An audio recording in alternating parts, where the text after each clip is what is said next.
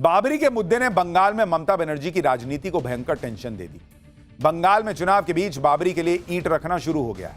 बंगाल के ओवैसी कह रहे हैं कि बाबरी तो बना के रहेंगे। उधर इसे चैलेंज देने वाली पॉलिटिक्स भी अग्रेसिव होकर सामने आ गई, जिसमें कहा जा रहा है कि बाबरी बन गई तो इसे रहने नहीं देंगे। बंगाल के ओवैसी ने बाबरी मस्जिद बनाने का काम शुरू किया। खुला ऐलान कर दिया कि बाबरी तो बनकर रहेगी, जिसमें दम है वो रोक के दिखाए। लेकिन बंगाल में बाबरी बनाने वाले इस चैलेंज के सामने बीजेपी खड़ी हो गई। ऐलान हो चुका है कि बाबर के नाम पर मस्जिद तो क्या, देश में कुछ बनने नहीं दिया जाएगा, और बन भी गया तो टिक नहीं पाएगा। ऐसे में बाबरी पर छिड़े इस घमासान से ममता बनर्जी को टेंशन होगी, क्योंकि अगर ममता बनर्जी बाबरी का विरोध करती हैं तो बंगाल के 35% मुसलमान वोटर के नाराज होने का डर है। अगर बाबरी का खुलकर समर्थन करती हैं तो राज्य के 65% हिंदू वोटर उनसे नाराज हो सकते हैं, इसका डर है। बाबरी को लेकर क्या गजब घमासान मचा है, ममता बनर्जी की टेंशन कैसे बढ़ गई है, यूपी के बाबरी के खिलाफ क्या खुल्लम खुल्ला ऐलान हो गया है, आज सब आपको दिखाऊंगा। लेकिन पहले एक झलक देखिए। कयामत के दिन के लिए मत जियो, हिंदुस्तान में कायदे से रहना सीखो। कयामत जरूर आएगी और बाबरी मस्जिद जरूर बनेगी। पहले तो बनेगी नहीं, कोई बनाएगा तो वो टिकेगी नहीं। बाबर का नाम लिखने नहीं दूंगा। कबीर तो 2019 में भाजपा कैंडिडेट था।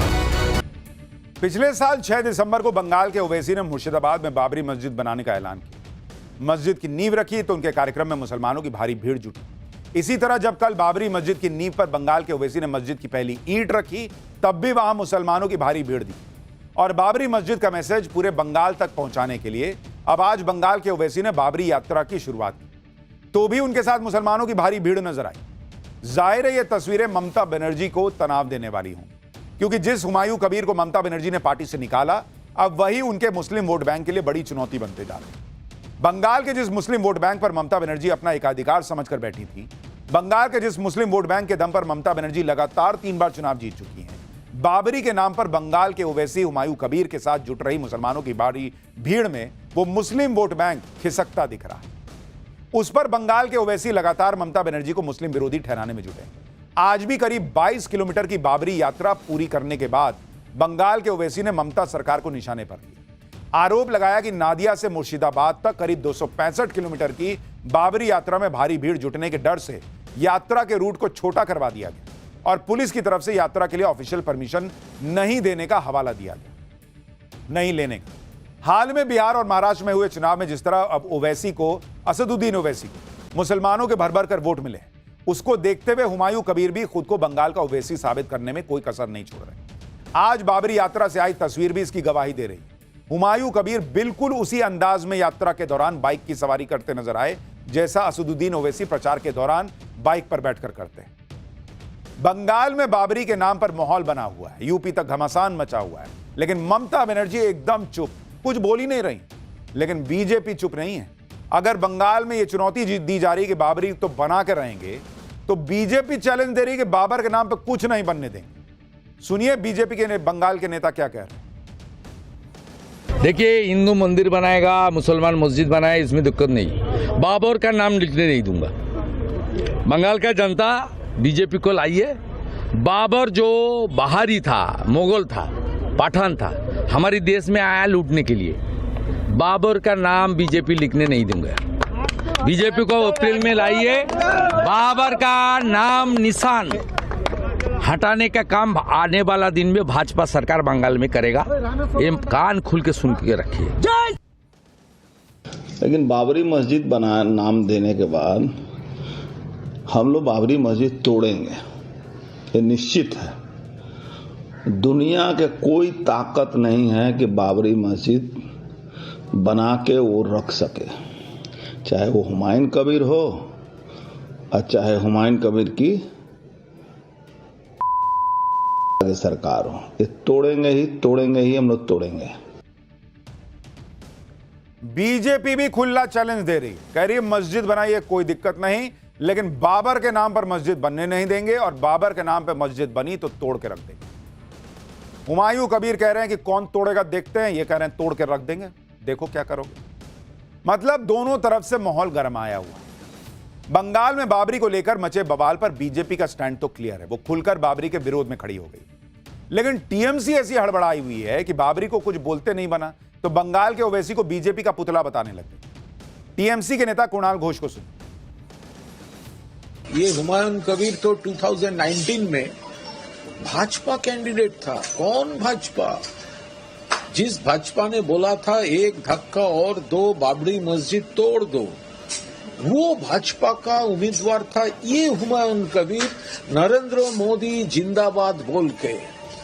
तो अब जब वो ये बाबरी मस्जिद के लिए इतना रेस्पेक्ट अचानक बढ़ गया है, तो इसके पीछे क्या है?